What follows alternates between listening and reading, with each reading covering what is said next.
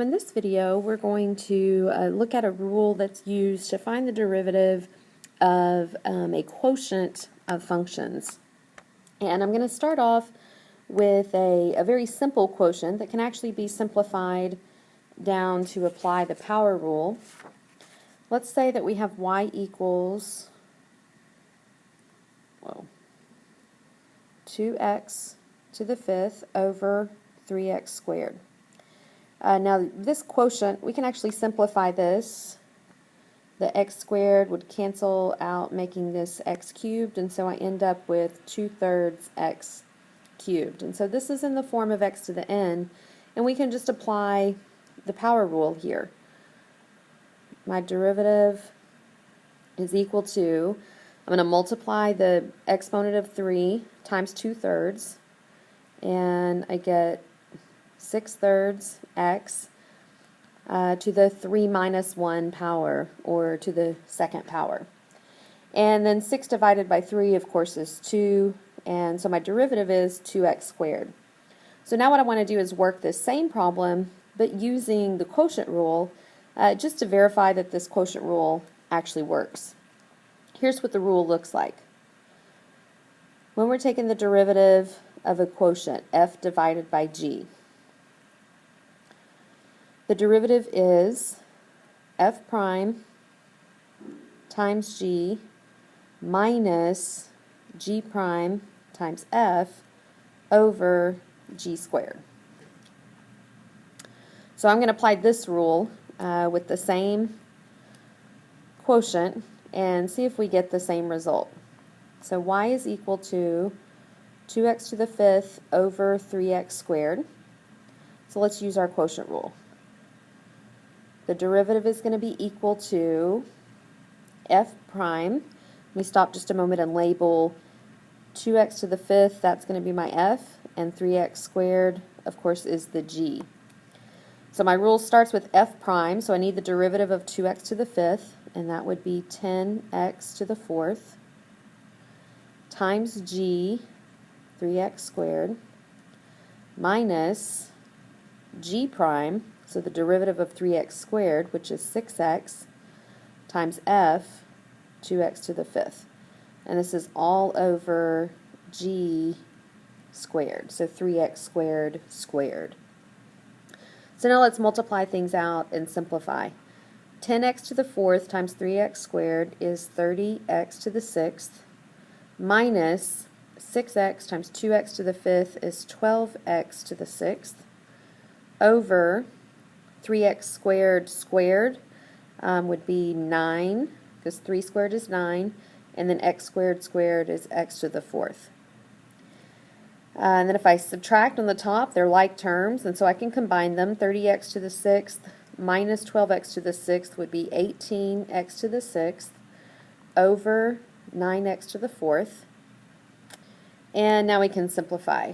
18 divided by 9, that becomes 2, and then x to the fourth can cancel out and change this x to the sixth to x squared. And so I end up with 2x squared, which is the same answer that we got up here using the power rule.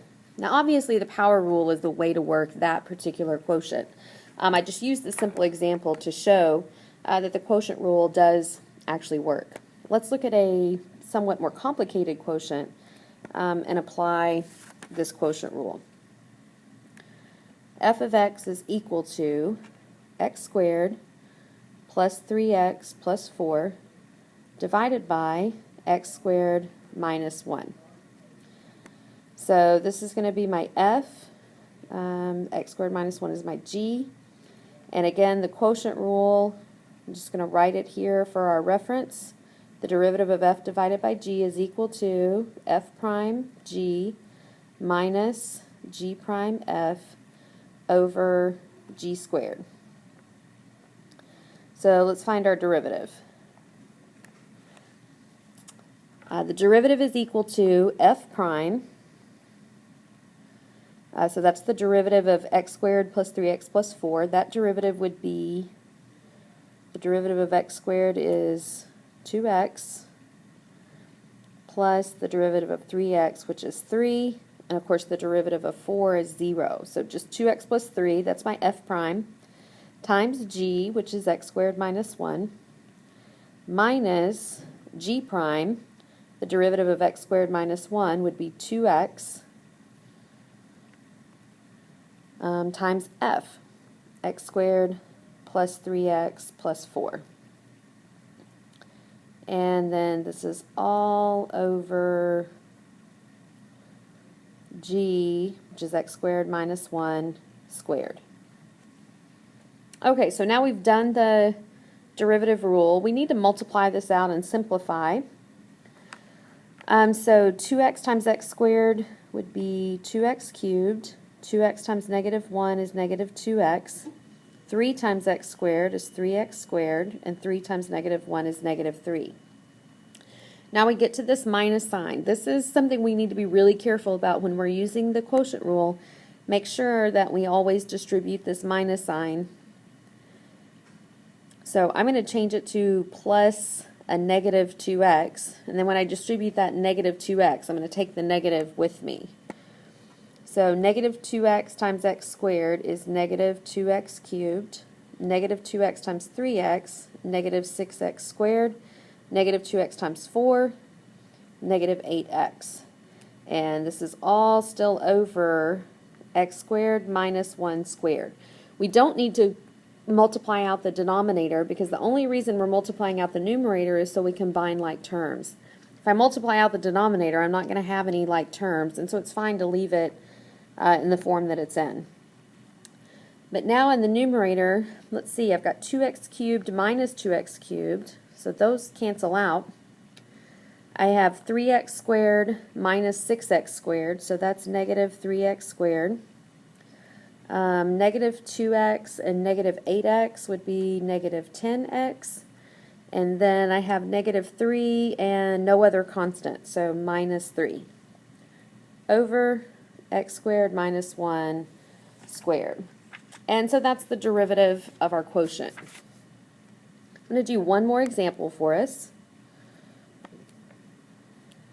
Let's say that y is equal to 3x squared minus 5x over e to the x. So we're going to do an example that involves the exponential function. Again, let's write our rule over here for reference. The derivative of f over g is f prime g minus g prime f over g squared. So our derivative is equal to, this is my f, this is my g. So we're going to start out with f prime, which would be 6x minus 5 times g, which is e to the x, minus g prime, and remember the derivative of e to the x is just e to the x, times f, 3x squared minus 5x over e to the x squared. Now, just like happens with product rule, when you're involving e to the x in the product rule or in the quotient rule, typically you're going to be able to factor that out to simplify.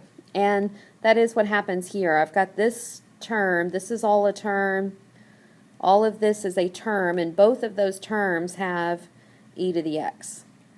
And so that means I can factor out e to the x in my numerator. And if I do that, I'm left with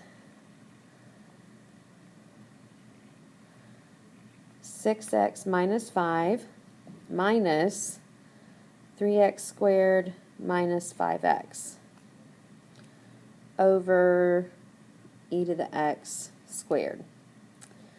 So now that I'm multiplying e to the x times everything in the numerator, I can actually cancel it out with one of the e to the x's in the denominator.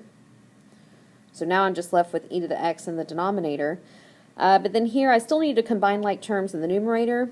Notice again that minus sign, we've got to make sure it gets distributed to everything that comes after it. So I'm going to change it to a plus and then distribute it. This would become negative 3x squared positive 5x. And so now we can combine like terms. We've got negative 3x squared, and then I have 6x plus 5x, so that would be plus 11x, and then minus 5 is my only constant. And this is over e to the x, and that would be our quotient.